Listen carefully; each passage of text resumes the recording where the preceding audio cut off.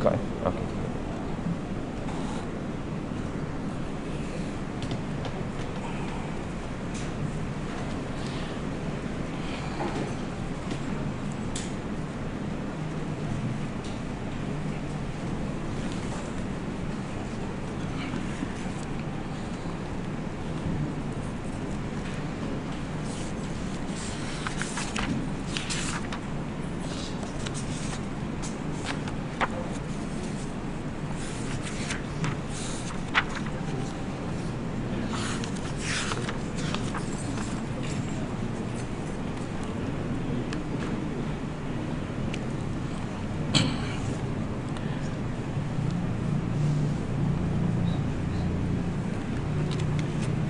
Assalamualaikum warahmatullahi wabarakatuh. Alhamdulillah, alhamdulillahilladzi bi ni'matihi tatimmus shalihat. Asyhadu an la ilaha illallah al-malikul haqqul mubin.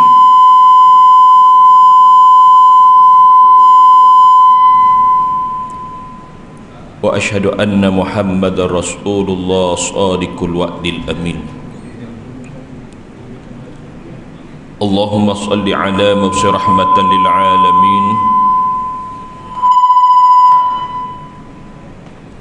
Sayyidina Muhammad wa ala alihi wa sahbihi ajma'in. Subhanaka la ilma lana illa ma 'allamtana innaka antal alimul hakim. Wala hawla wala quwwata illa billahil aliyyil azim. Amma ba'd. Pertama-tamanya marilah kita sama-sama berniat i'tikaf. Mudah-mudahan di sepanjang kita berada di tempat ini, di dalam majlis ini, diberikan pahala di sisi Allah Subhanahu wa taala. Yang lepas Ustaz ada membahaskan perihal pembahasan mengenai tentang antara roh dan jasad, mana satu yang Allah Ta'ala ciptakan. Sehingga kan di kalangan para ulama berbeza pendapat. Ada yang menyatakan bahawa Allah Ta'ala ciptakan roh terdahulu, mana Allah Ta'ala ciptakan roh dahulu, kemudian yang barulah Allah Ta'ala ciptakan jasad. Dan ada pula yang berpendapat bahawa Allah Ta'ala ciptakan jasad, kemudian barulah diciptakan roh, lalu ditiupkan roh tersebut ke dalam jasad. Maka kedua-duanya itu benar. Payah ni, macam mana kedua-duanya boleh benar? Selama mana mereka ada hujah. Antaranya pendapat yang pertama yang mengatakan Allah Ta'ala ciptakan roh dahulu kemudian jasad. Antaranya itu adalah pendapat daripada Muhammad bin Nasr al-Mirwazi, antaranya Abu Muhammad bin Hazm ataupun Ibnu Hazm, antaranya ialah Ishaq bin Rawaih. Siapa itu Ishaq bin Rawaih? Ishaq bin Rawaih ini seorang ulama hadis. Beliau lahir pada tahun 161 Hijrah dan meninggal pada tahun 238 Hijrah. Beliau sezaman dengan Imam Syafi'i, sezaman dengan Imam Ahmad bin Hanbal. Dan beliau merupakan salah seorang guru kepada Imam Bukhari. Beliau sendiri berpendapat bahawa kita adalah roh di sebalik jasad. Maka apapun yang berlaku kepada jasad kita, sama ada tenggelam di dasar laut, hangus terbakar, meletup di udara, ataupun dimakan binatang buas sekalipun, tetap juga jasad itu, roh itu akan ditanya oleh para malaikat, yakni malaikat muka dan nakir. Bahkan mereka menghujahi dengan menyatakan bahawa firman Allah Ta'ala, walaqad khalaqnakum summa sawwarnakum thumma qulna lil malaikati isjudu li adama fasajadu. Dan sesungguhnya kami ciptakan kamu, Thumma sawwarnakum, kemudian kami rupakan kamu, yakni rupa wajahkan kamu. Thumma qulna lil malaikati isjudu, kemudian kami beritahu kepada malaikat, sujudlah kamu kepada Adam. Fasajadu, maka semuanya sujud. Maka kalimah walaqad khalaqnakum, sesungguhnya kami ciptakan kamu, maka kamu itu merujuk kepada roh. Dan itulah apa yang difahami oleh Ishaq bin Rawaih, seorang ulama hadis. Bahkan ada yang mengatakan bahawa Abu Hurairah juga berpendapat seperti itu, makna kita adalah roh di sebalik jasad. Apapun yang berlaku, jasad kita akan berubah. Berasaskan kepada hadis Nabi SAW, falamma dakhala wa idza dakhala ahlul jannati jannata fayaqulu rabbi, fayaqulu Allah tabaraka wa ta'ala, turidu syai'an uzidakum, fayaqulu alam tubayyidu wujuhana, alam tudkhilal jannah wa tunjina minan nar. Nabi SAW menyebut dalam satu hadis, iza dakhala ahlul jannati jannata, ketika ahli syurga itu memasuki syurga, syurga yang mana bila mereka masuk tidak pernah tergambar di mata, tidak pernah dilihat oleh mata, tidak pernah didengar oleh telinga, bahkan tidak pernah terlintas dalam hati. Bahkan hal-hal apabila nakkan sesuatu itu pasti akan dapat. Sehingga kan Nabi menyebut dalam satu hadis, lau innaka tara ila tayri fil jannati fatashtahihi fakhayyaru baina yadayka mashwiya. Lau innaka tara ila tayri, kalau kamu melihat kepada seekor burung yang sedang terbang di dalam syurga, fatashtahihi, fatashtahi ni kita nak terjemahkan dengan makna terlintas, bukan nak sangat pun. Bang, apa rasa burung ni? Apa rasa? Fakhayyaru baina yadayka mashwiya, serta-merta burung itu berada di depan kamu dalam keadaan mashwi. Mashwi ni panggang lah. Panggang ni bahasa lama, bahasa baru BBQ. Kan grill. Kan tu dia. Dalam keadaan telah dimasak panggang. Bahkan Nabi juga menyebut ma nuzi'at samarah fil jannah, tidak ada buah yang di dalam syurga itu dipetik, illa adat makanuha mithluha ukhra, tidak ada buah yang dipetik dalam syurga itu melainkan digantikan tempatnya. Maknanya kalau kita petik itu ada tangkai, tangkai itu pula ada tersangkut dekat dahan. Kalau kita petik tu tangkai tersangkut, illa adat, melainkan digantikan tangkai tersebut, pada tangkai tersebut buah yang seperti itu juga. Maknanya tempat buah tu, kan? Demikianlah, begitu ajaib. Itu belum masuk lagi bidadari, belum masuk lagi syurga, apa ni, sungai yang mengalir di bawahnya. Nabi pernah menyebut bahawa tanah di dalam syurga sudah membau wangi, tanahnya saja. Kita kalau hujan turun je, macam-macam bau kita. Potek ayam pun ada, potek lembu pun ada, longkang pun ada, macam-macam. Tapi syurga tidak. Tanahnya saja sudah berbau wangi. Lalu apabila mereka ini masuk ke dalam syurga, lalu Allah Ta'ala panggil semua ahli syurga. Alam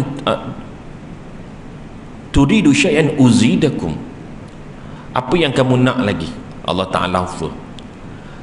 Turidu syai', nak lagi ke? Kamu nak apa lagi? Uzidakum, nescaya aku akan bagi, nescaya aku akan tambah.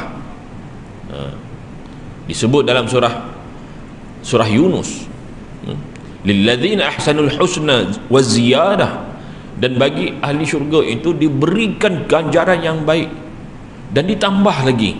Apa yang dia nak, Allah bagi, wa ziyadah. Lalu mereka pun menjawab, alam tubayyidu wujuhana, bukankah engkau telah memutihkan wajah kami? Yang dimasukkan wajah putih ni, rupa mereka ni berubah. Bukan semuanya muda, bukan sekadar muda je, bahkan kulit mereka putih. putih yang cantik.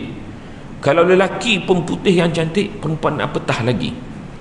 Meskipun dulunya mereka ini hitam, bukan hitam lagi, legam. Afrika sana ada satu bangsa, bila masuk ke dalam syurga Allah ubah, maknanya putih cantik. Alam tubayyidu wujuhana, bukankah kau telah memutihkan wajah kami? Alam tudkhilal jannah, bukankah engkau telah masukkan kami ke dalam syurga? Wa tunjina minan nar, dan juga engkau telah menyelamatkan kami daripada neraka. Lalu Nabi menyebut, maka Allah Ta'ala membuka hijab, maka di saat itu mereka melihat wajahnya Allah Subhanahu wa Ta'ala. Fa wallahi, kata Nabi, demi Allah, ma'utu syai' ahabbu ilaihim min nazar ilaih.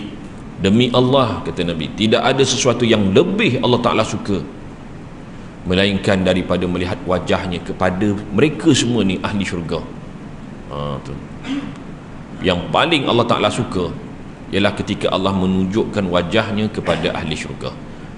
Dan disebut dalam surah Yunus, la yahraku wujuhahum fatarun wala zillah.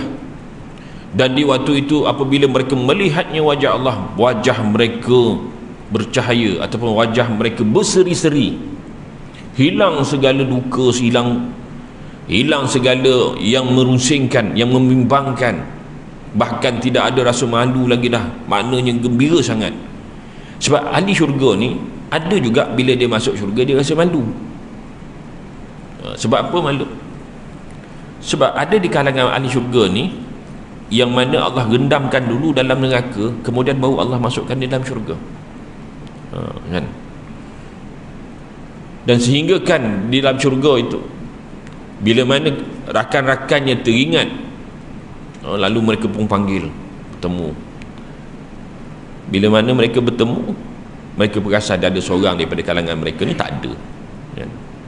Lalu tanya, ya Rab, sesungguhnya si fulan bin si fulan selalu bersama kami, pada hari ni tak ada pula.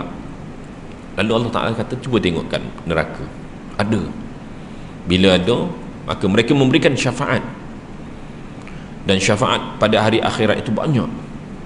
Bukan sekadar syafaat Nabi SAW kepada umatnya sahaja, bahkan lebih pada itu, lebih. Allah berikan nikmat ni banyak, terlalu banyak. Maka sehinggalah sahabat tadi pun masuk, barangkali beliau ni segan sikit. Ketika di dunia nampaknya dia ni alim, hebat, warak, rupanya kawan dia yang biasa-biasa ni masuk syurga dulu. Kan, perkiraan Allah, perhitungan Allah berbeza. Lain. Di dalam kitab Ar-Ruh ni pernah disebut kisah bagaimana seorang lelaki dia menziarahi kubur ayahnya.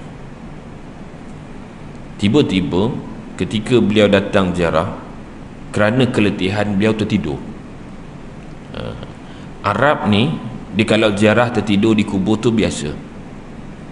Orang kita je lalu kubur takut, jangan ziarah, lalu je kubur dia kata, lari dia. Kan, sebab kita diajar kecil, kan, lalu kubur hantu, orang mati hantu, kan, hantu apa lagi, macam-macam, pucung pun dia, pontianak pun dia, kan, kita banyak hantu raya lain, kan, macam-macam. Kan? Jadi Arab tak ada. Jadi bila dia ziarah kubur, dia tidur. Bila tidur, bermimpilah pula. Maka timbul lagi satu persoalan, boleh ke orang yang hidup ini bermimpikan orang yang telah mati? Di dalam kitab Ar-Ruh, Imam Ibn Qayyim Al-Jauziyah membahaskan juga kisah mimpinya orang yang hidup kepada yang mati. Dipetik dalam surah Az-Zumar, Allah yatawaffa hina mautiha wallati lam tamut fi manamiha wa yumsiku allati qada 'alaiha al-maut. Allah yatawaffa hina mautiha, Allah lah yang mencabut nyawa seseorang itu ketika dia mati. Wallati lam tamut fi manamiha, Allah juga mengeluarkan roh seseorang itu ketika dia tidur dan tidak mati. Orang yang mati, masuk roh ni kalau mati ataupun roh ni kalau keluar daripada jasad, sama ada dia mati ataupun dia tidak mati, itu masuk ke alam roh.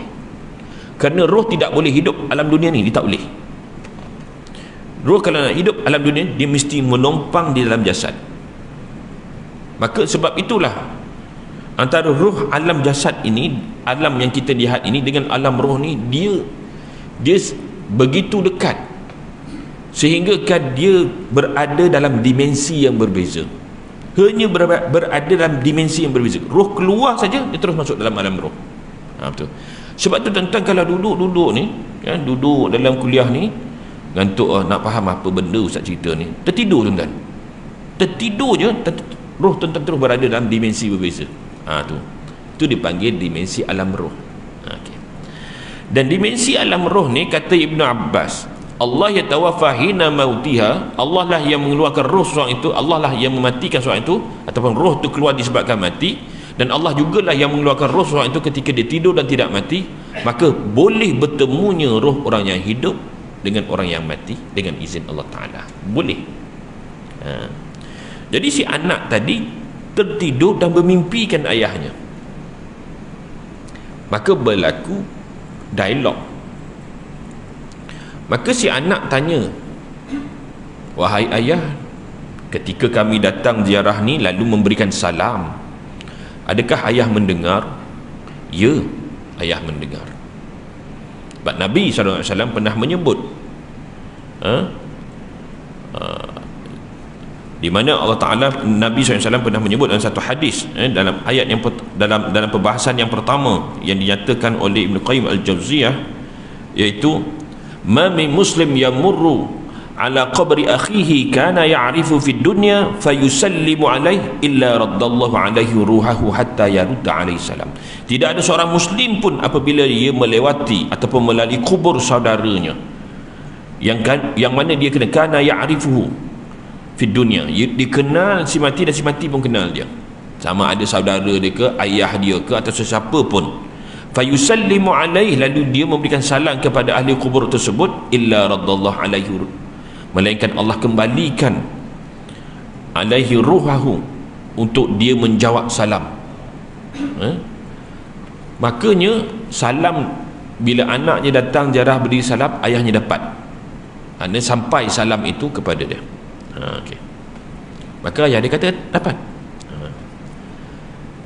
Maka anak dia tanya lagi, jadinya ayah ini, apa yang ayah lakukan? Setiap minggu kami akan berkumpul. Kata ayah, kami akan berkumpul. Mana berkumpul? Setiap minggu. Jadi mereka akan berkumpul di mana? Maka ayahnya tunjukkan ada satu kubur. Di kawasan tersebut ada satu kubur. Maka tunjuk. Maka ahli kubur, yang apa yang dinyatakan oleh Ibn Qayyim Al-Jawziyah, di kalangan ahli di alam barzah ataupun roh-roh yang telah pun meninggal dunia, mereka akan berkumpul di tempat orang yang paling soleh di sisi Allah Ta'ala. Bukan di mata manusia, tetapi di sisi Allah Subhanahu Wa Ta'ala. Maka si anak tadi terkejut. Maka dia beringin. Di dalam mimpi tersebut, dia teringin sangat nak bertemu dengan pemilik kubur ni, kubur yang mana mereka berkumpul ni. Jadi kalau macam rumah lah, kalau kita istilahkan zaman kita ni, biasanya kalau raya, adik-beradik akan berkumpul di mana? Dia akan berkumpul di rumah ibu. Kalau ada orang tua, di situ tempat yang mereka akan cari. Begitu. Tapi di alam barzah nanti mereka akan berkumpul tempat orang yang paling soleh di kalangan mereka. Tu. Maka dia pun berdoa. Dalam tidur dia berdoa lagi. Maka dimimpikan bahawa kubur itu terbuka. Maka keluar daripada kubur itu seorang pemuda. Muda lagi, ingatkan orang tua, muda. Lalu dia pun bertanya, wahai tuan, dia kata, apa yang menyebabkan tuan ini diangkat kedudukan mengatasi yang lain? Adakah tuan orang yang selalu mengerjakan ibadah haji dan umrah? Mutawif ke dulu? Kita tak.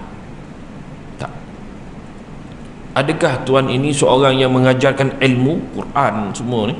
Khairukum man ta'allama al-Quran wa 'allamahu.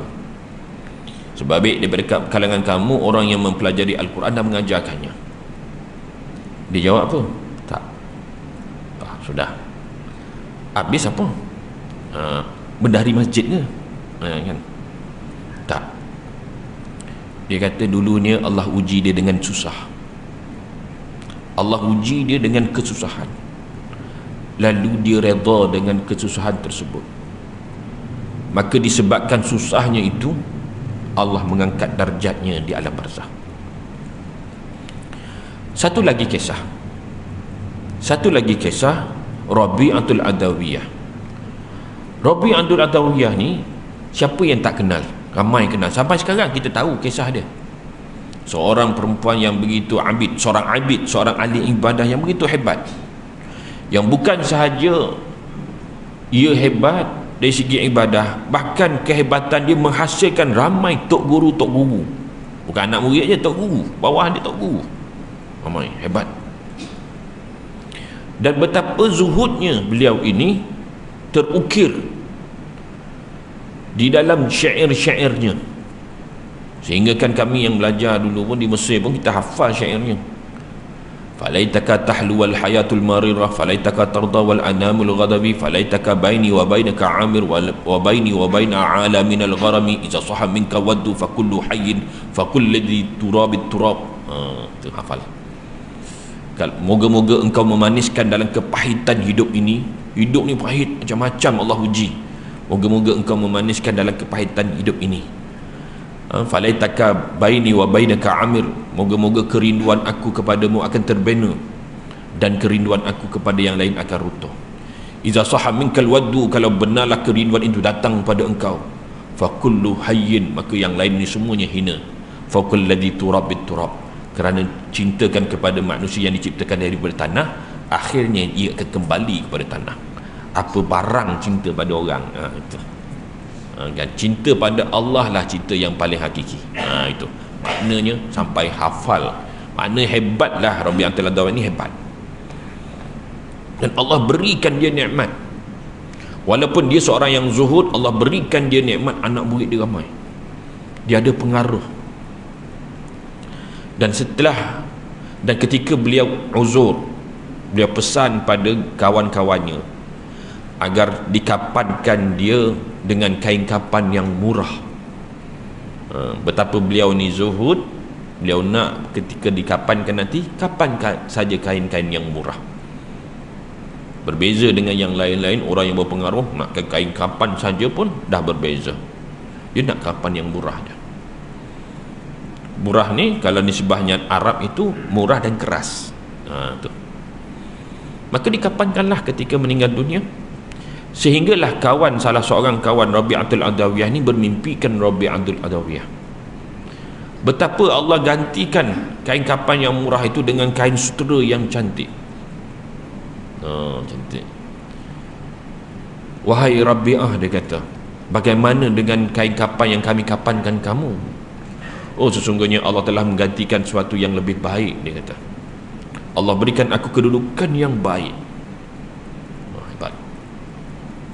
Lalu mereka pun bertanya, bagaimana dengan kawan kita Abdah binti Kilab? Abdah binti Kilab ni ialah rakan mereka. Oh, Abdah binti Kilab ini kedudukannya lebih baik daripada aku, lagi tinggi daripada Rabi'ah. Maka kawannya pun terkejut. Bagaimana boleh berlaku? Bukankah kami melihat kamu lebih lagi dipandang hebat, maknanya dipandang mulia, kedudukannya hebat, orang hormat dia dengan, sedangkan kawannya tak ada siapa-siapa, tak kenal pun. Lalu kata Rabi'ah, sesungguhnya Allah uji dia dengan kesusahan. Allah uji dia dengan kesusahan, maka Allah gantikan sesuatu yang lebih baik. Sebab itu ketika Ustaz duduk ke depan menceritakan tentang perihal mengenai roh, banyak yang Ustaz pelajari. Tidak semestinya bila kita duduk di hadapan, kita bercerita, orang tekun mendengar, kita lebih baik daripada yang mendengar. Tidak. Barangkali yang duduk mendengar, mungkin duduk mendengar, mencuri-curi dengar ketika sedang bekerja, nak memenuhi keperluan hidup anak ada yang bersekolah, mungkin isteri yang sedang sakit, sukar nak datang hadir, kadang-kadang ikut dengar-dengar je lah, kadang-kadang hanya sekadar mengikut live FB itu pun kalau ada, kan, kadang-kadang itu jauh lebih baik daripada orang yang bercakap. Sebab itulah ketika mengajar terutama dalam kitab bab roh ni, kadang-kadang orang tanya, Ustaz, kitab roh ni cerita pasal apa sebenarnya? Tauhid ke? Fiqh? Tidaklah. Tafsir pun ada juga kadang-kadang tafsir. Hadis pun kadang-kadang ada. Nak kata hadis pun tidak, nak kata tafsir pun tidak, nak kata tasawuf pun tidak. Jadi jawapan Ustaz, entah, Ustaz pun tak tahu, kan. Jadi tuan-tuan sajalah fikir bagaimana. Ustaz dah mengajar kitab Ar-Ruh ni 8 tahun. Tuan-tuan je baru-baru ni dah 8 tahun, lebih 8 ke 9 tahun Ustaz mengajar kitab Ar-Ruh. Sampai sekarang tak tahu apa lagi bahagian apa, kan. Kita nak masuk kategori mana, Ustaz? Entah, saya 8 tahun dulu fikir tak jumpa, sampai sekarang pun tak jumpa lagi, kan. Sudahnya masuk sajalah bab roh, kan. Nak kata tauhid pun tidak, fiqh jauh sekali, hadis pun tidak, tafsir pun tidak, kan, kan. Jadi kalau tuan-tuan jumpa jawapannya, jangan lupa message Ustaz. Saya dah tahu dah Ustaz bahagian mana, jadi beritahu senang. Jadi tak payah lagi Ustaz fikir another 8 tahun lagi, kan. Jadi orang tanya ni bahagian mana, jadi tak tahu. Okay. Ini adalah beberapa yang diceritakan dalam kitab Ar-Ruh. Ini yang cerita. Antaranya yang tadi ada perbahasan di kalangan ulama antara roh dan jasad ini mana satu yang Allah Ta'ala ciptakan. Ada yang mengatakan bahawa Allah Ta'ala ciptakan roh dahulu berasaskan kepada firman Allah Ta'ala, wa iz akhadha rabbuka min bani adam min zuhurihim dzurriyyatahum wa ashhaduhum ala anfusihim alastu bi rabbikum qalu bala syahidna. Dan ingatlah ketika mana Tuhan kamu mengikat janji daripada anak keturunan Adam, zuriat Adam yang datang daripada zuhur, min zuhurihim, datang daripada tulang belakang, wa ashhaduhum ala anfusihim, dan mengambil kesaksian ke atas diri mereka, alastu bi rabbikum, bukankah aku ni Tuhan kamu? Lalu mereka menjawab, bahkan ia engkau Tuhan kami dan kami menjadi saksi. Hampir semua mengatakan bahawa peristiwa ini berlaku di atas ketika kita masih dalam keadaan roh lagi, sebelum ditiupkan ke dalam jasad. Maka timbul persoalan, antaranya apa yang dinyatakan dalam kitab Al-Muwatta' Imam Malik. Kalaulah kita katakan bahawa ayat yang dimaksudkan ini ialah roh sebelum ditiupkan jasad, sedangkan di dalam ayat ini Allah Ta'ala sebut min zuhurihim zurriyatahum, zurat itu datang daripada tulang belakang. Bukankah ini menunjukkan ia adalah jasad, bukannya roh? Kan, kalau roh tu kita fahamlah roh, tapi cerita ni kan jasad. Bukankah kita ini semua datang daripada nutfah, walaqad khalaqnakum min nutfatin 'alaqah, kan. Bukankah kamu Allah Ta'ala ciptakan daripada nutfah, sperm, bukan air mani. Dalam bahasa Arab ni ada satu air mani, dalam fiqh ada sebut air mani, satu lagi nutfah. Nutfah ni sperm, sebab air mani ada yang tak ada sperm, kan, sperm. Dan nutfah tu maksud sperm. Daripada sperm itu menjadi alaqah. Alaqah ni dia disebut clot, darah beku. Darah beku ni clot, darah beku. Ingatkan darah beku yang seketul, tak, darah beku clot yang kalau kena dekat otak dia panggil stroke lah. Kena kat jantung, sakit jantung, tu darah beku tu dipanggil alaqah. Daripada air sperm, daripada sperm tadi menjadi alaqah, summa mudghah, daripada clot tadi, darah beku tadi menjadi segumpal daging. Kemudian barulah Allah Ta'ala tiupkan roh. Tu. Jadi bukankah ayat ini menyatakan jasad? Macam mana boleh kata roh pula? Nah, kalau begitu roh ni datang daripada mana? Adakah Allah Ta'ala cakap kun, maka jadilah roh, semua roh, ataupun dia datang daripada satu sumber? Ni hal ini sebenarnya pernah ditanyakan kepada Sayyidina Umar Al-Khattab. Okay, kalau jasad kita tahu, kita datang daripada baka ayah kita pula daripada datuk kita, semua kemudiannya daripada asal muasalnya Nabi Adam. Bahkan Nabi pun Nabi pun pernah menyebut kullukum li Adam wa Adamu min turab. Kalian semua datang daripada Adam dan Adam tu datang daripada tanah. Ya, jelas, itu jasad. Roh pula bagaimana? Kan? Hal ini pernah ditanyakan kepada Sayyidina Umar. Kan? Maka Umar berkata, saya mendengar Rasulullah SAW ditanya tentang masalah ni. Aku pernah dengar ni. Roh ni datang daripada mana?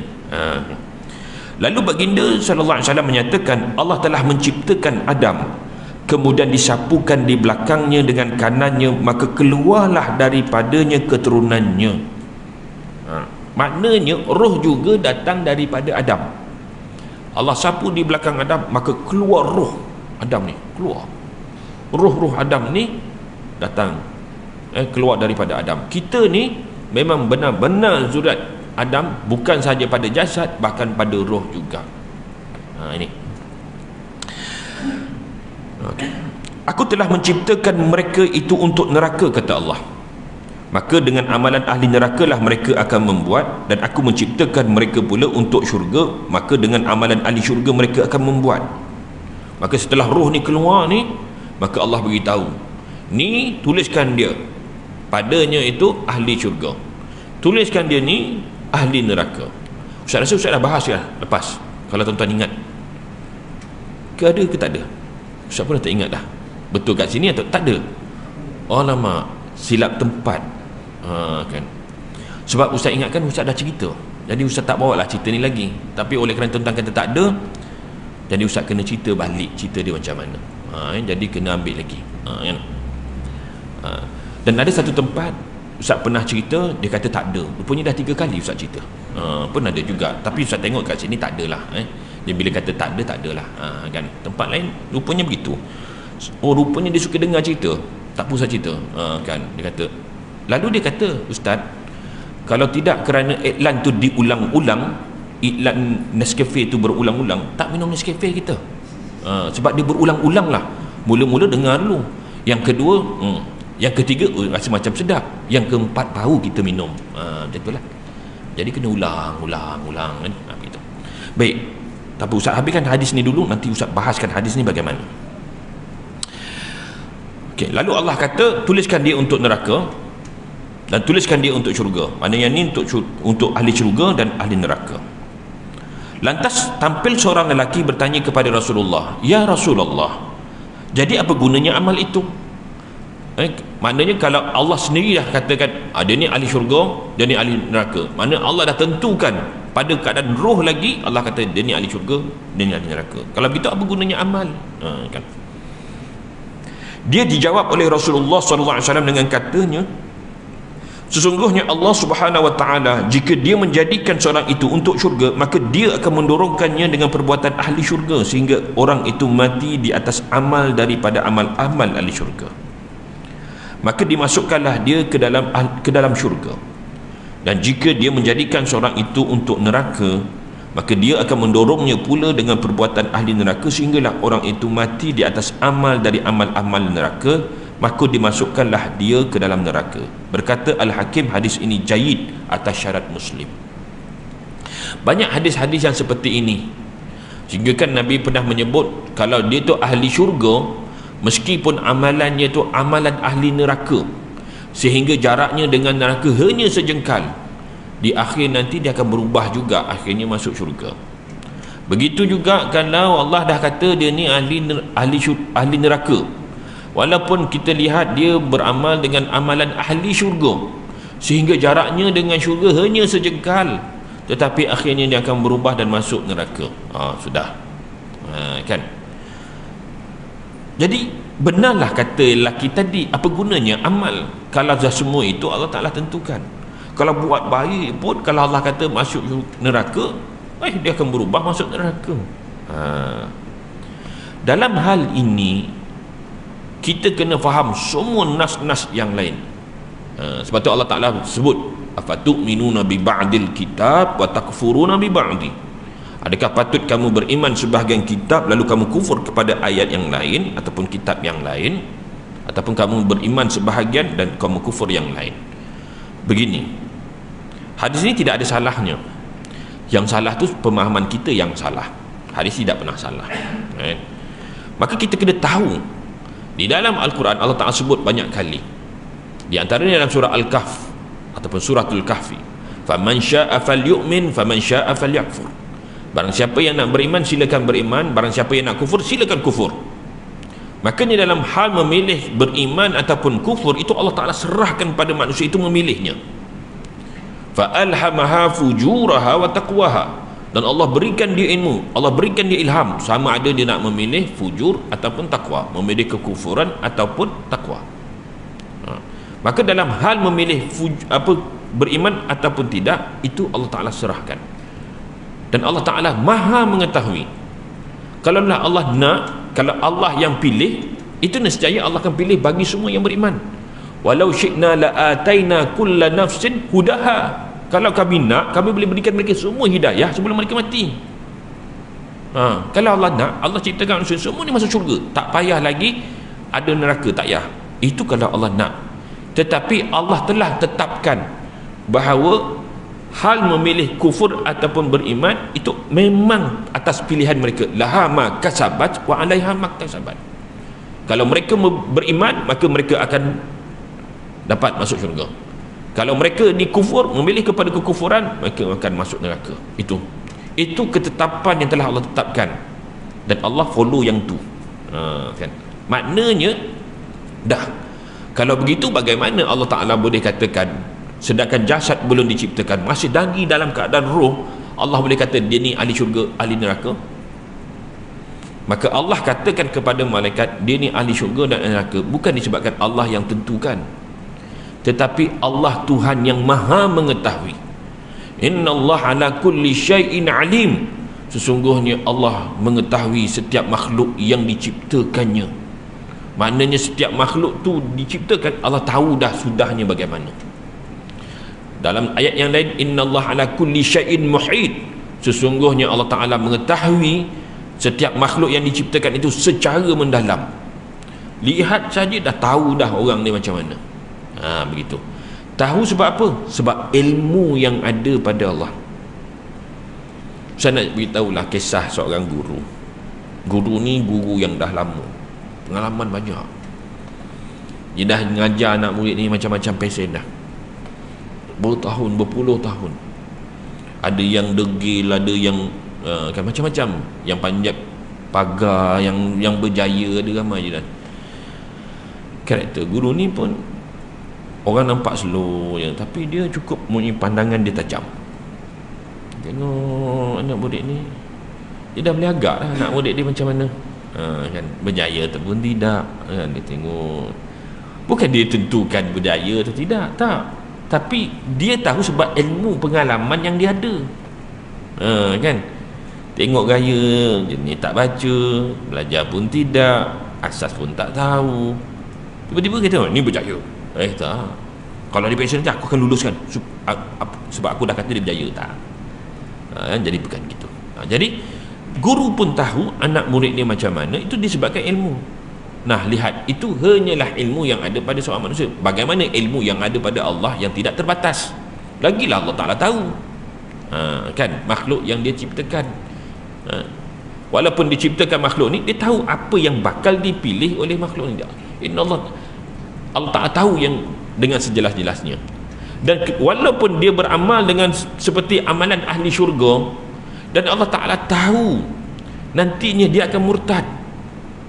Di Indonesia ada seorang yang murtad, bekas anak presiden, kan, presiden Indonesia, umur 70 tahun murtad.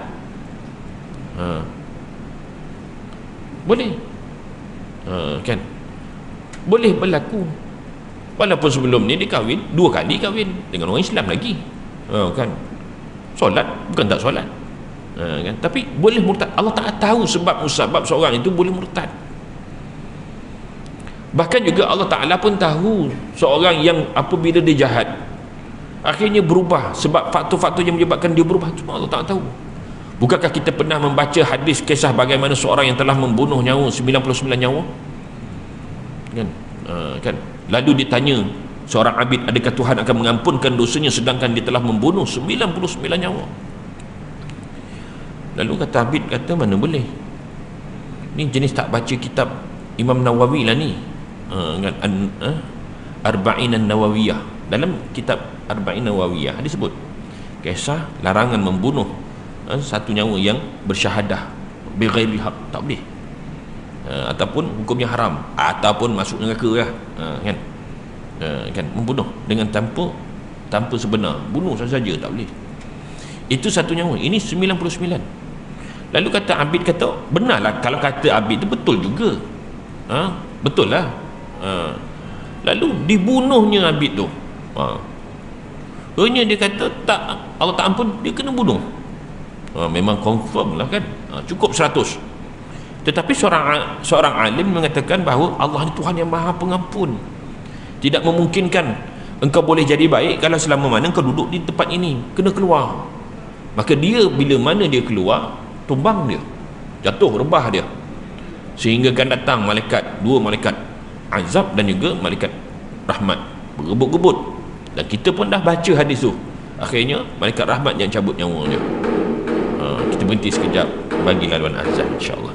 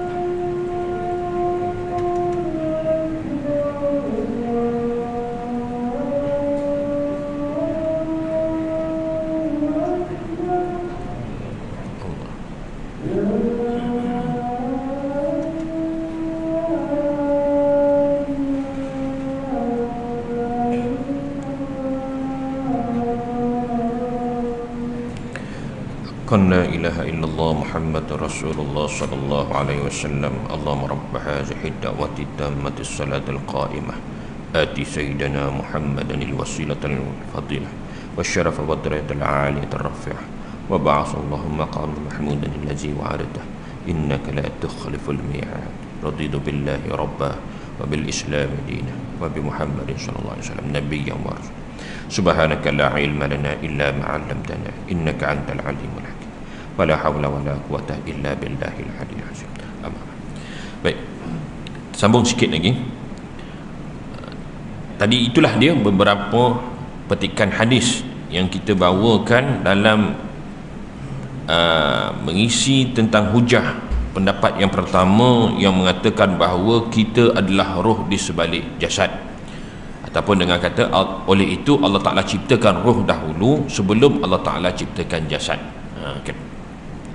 Bukan sahaja jasad kita ini berasal daripada Adam AS, bahkan roh juga berasal daripada Adam AS, sebagaimana yang tercatat dalam kitab Al-Muwatta' Imam Malik yang tadi Ustaz bacakan tadi tu, daripada kitab Muwatta' Imam Malik. Baik, itu pendapat pertama yang mengatakan bahawa kita ni Allah Ta'ala ciptakan roh dahulu kemudiannya jasad. Bahkan juga kata Imam sebagaimana kata Ishaq bin Rawaih, bahkan kita adalah roh di sebalik jasad. Apapun yang berlaku kepada jasad itu bukanlah apa-apa, sebab beliau mengatakan, kata mereka, sesungguhnya roh-roh itulah yang berakal dan memahami, dan dialah yang memperolehi pahala dan menerima seksa, sedangkan jasad-jasad itu benda mati, tidak berakal dan tidak memahami. Ini kata Ishaq bin Rawaih. Maknanya kita adalah roh di sebalik jasad. Pendapat kedua mengatakan tidak, kita adalah roh dan jasad. Kita adalah roh dan jasad, bukan kita adalah roh saja. Walaupun kita berhujahi bahawa, contohnya kalau kita duduk dalam majlis ni, tiba-tiba kita tidur, roh kita pula pergi holiday, kan? Pergi Mekah pula tu kan, kan tidur pergi Mekah. Jadi kita rasa kita berada dalam majlis ke, ataupun kita berada di Mekah, kita akan rasa kita di Mekah. Itu menunjukkan kita adalah roh di sebalik jasad. Biarpun jasad itu terbongkang ke apa kan, duduk-duduk terkangkang ke apa semua, dia tak tahu, dia dah ke tempat lain. Sebab itu mengatakan kita adalah roh di sebalik jasad. Ada pendapat yang kedua mengatakan tidak, kita adalah roh dan jasad. Kita adalah roh dan jasad. Buktinya, okey, buktinya, jadi tentu pilih yang mana, roh ke jasad? Kan dia kena tanya tuan-tuan juga. Ishaq bin Rawaih, Ibnu Hazm kata kita adalah roh di sebalik jasad. Sebab tu bila di syurga nanti, jasad kita berubah, yang kekal tu roh. Bahkan juga perempuan-perempuan ataupun isteri-isteri kita yang ketika masuk dalam syurga nanti, jasad dia pun berubah juga, yang kekal ialah rohnya. Nabi pernah sebut, Nabi memuji ataupun Nabi menyebut ciri-ciri bidadari di dalam syurga. Kakinya sahaja, daripada kaki hingga ke lutut diperbuat daripada za'faran. Daripada lutut hingga ke pinggang itu diperbuat daripada misk, kasturi. Daripada pinggang hingga ke dada itu dibuat daripada ambar. Ambar pun jenis minyak wangi juga. Maknanya kalau peluh keluar daripada bidadari itu semua wangi. Dan mukanya dibuat daripada kafura, memang putih wajahnya, cantik. Daripada hujung kepala hingga hujung kaki cantik saja. Cantik dengan struktur badan, dengan kulit, dan memang cantik. Dan disebut sebagai hurun ain. Dalam Al-Quran menyebut dengan hurun ain. Hurun ain ini maknanya ialah kalau kita tengok tidak berkelip mata kita, tidak puas mata memandang. Tengok, kan, itu kalau lalu tu gugur serban Pak Haji, kan? Tengok, kan, serban, mana cantik bidadari ni, tidak terhingga. Cantik tidak terhingga, kan, maknanya cantik betul. Jangankan bidadari, Arab Mesir itu pun cantik juga. Tapi Arab Mesir yang kahwin dengan Turki. Ketika ustaz pergi belajar kan, kita ingat Arab Mesir ni semua samanya. Tak, dia kata lain. Arab Mesir yang kahwin dengan Turki itu dia panggil Pasha atau Basha. Dia panggil Basha. Pasha tu sebenarnya datang daripada Turki. Sebab Turki ni memang cantik orang dia. Kalau Arab baladi tu lain sikit. Tu yang jauh tu tadi lain, laki dia pun tak handsome. Handsome tuan-tuan lagi yang Shah Alam ni, kan. Semua rasa bangga kan. Tapi nak cerita yang kahwin campur ni, yang ada keturunan Turki ni, laki dia pun handsome, kalah kita, kan. Dia nak katakan Arab perempuan ni memang cantik, matanya biru, rambutnya blond. Kita ingatkan Mak Saleh rupanya Arab, kan. Itu kalau tengok kita tu, tak senang kita nak makan. Kalau dia kenyit kat kita, lagi tidur pun tak boleh nanti, kan. Itu baru perempuan dunia je. Bidadari cantik jauh lagi cantik, kan. Betapa cantik. Dan kalau diukur kecantikan bidadari ni, katalah yang daripada hujung rambut hingga ke hujung kaki, part yang paling cantik ialah mata dia. Tu dia panggil hurun ain. Kita tengok dia cantik, bab yang paling cantik mata dia. Sebab tu Arab mengistilahkan mata ni sebagai urun sahara, maknanya matamu seperti sihir. Memang kalau kita tengok, dahsyat. Perempuan ni kalau dah semua cantik tu, yang paling cantik siapa punya mata yang paling cantik, dia paling cantik. Tu dia sampai tahap tu, mana cantik. Bila Nabi ceritakan bab cantik, jadi Ummu Salamah dia tanya, ya Rasulullah, antara perempuan dunia yang masuk syurga dengan bidadari, mana lebih cantik? Rupanya perempuan begitu. Kalau bab-bab cantik ni, jangan dibicara depan dia. Tak bicara pun, kalau kita tengok TV, tiba-tiba keluar artis cantik, isteri kita tengok kita berapa kali tu. Dia tengok TV, dia tengok kita, dia tengok kita, dia nak tengok kita, tengok macam mana. Dan kita pula bila terperasan, kita pun tegak je, kan. Jadi isteri kita akan tanya, bang, dia kata, dia dengan saya mana cantik? Kan perempuan begitu. Dia tak kisah yang lain tu, laki lain nak tengok, itu tak kisah. Suami dia bagaimana? Bang, dia dengan saya mana cantik? Kan. Biarpun dia sedang pakai baju kelawar, rambut macam singa waktu tu, pun tak kisah. Tapi dia nak tengok kita, kita tu macam mana, kan. Jadi kita akan cakap lah, dia lah yang paling cantik, sebab tu kita kahwin dengan dia, kan. Jadi itu. Jadi Nabi pun begitu juga. Rupanya Ummu Salamah tanya, antara perempuan dunia itu dengan bidadari, mana lebih cantik? Kan, cantik. Dia panggil afdal, tapi sebenarnya cantik lah, kan, cantik. Makna pertanyaan tersirat di belakang tu ialah cantik lah. Jadi perempuan begitu. Jadi Nabi jawab apa? Nabi kata perempuan dunia lebih cantik daripada bidadari, kan. Dia cakap perempuan dunia lebih cantik daripada bidadari. Macam mana pula begitu? Kan. Maknanya apa? Maksudnya dari segi fizikal, memang perempuan dunia bila masuk syurga persis sebagai bidadari tu. Tetapi yang mengalahkan bidadari itu ialah roh di sebalik jasad. Sebab tu Nabi kata kesan daripada ibadah yang dilakukan, solatnya, puasanya, membaca Qurannya, zikirnya, itu yang mengalahkan semua bidadari di dalam syurga. Maka yang kekal itu ialah rohnya. Jasad sudah berubah. Itu yang mengatakan bahawa kita adalah roh di sebalik jasad. Ini hujah orang yang pertama. Jadi tuan-tuan pilih yang pertama atau yang kedua, kan.